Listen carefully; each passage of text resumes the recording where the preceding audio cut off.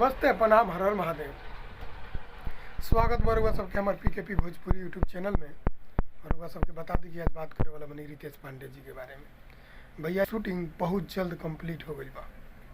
बरुआ सबके speed record Bhojpuri YouTube channel पर देखे की वीडियो मिली, बहुत ही शानदार वीडियो। बरुआ सब देखी बहुत जल्द, यानी शूटिंग पूरा कंप्लीट बा, जोर शोर से शूटिंग, बहुत ही लाजवाब शूटिंग। इस शूटिंग में भोजपुरी से लेकर हिंदी के एक से एक जोधा लोग मिले, एक से एक दिग्गज कलाकार लोग से रुआ सबके भेंट हुई वीडियो में। रुआ सब देखम, ढेर सारा प्यार आशीर्वाद देम और ढेर सारा एंजॉय कर अभी गाना के, क्योंकि गाना बहुत ही शानदार होके वाला बा और शूटिंग बहुत ही ज़बरदस्त होके वाला बा।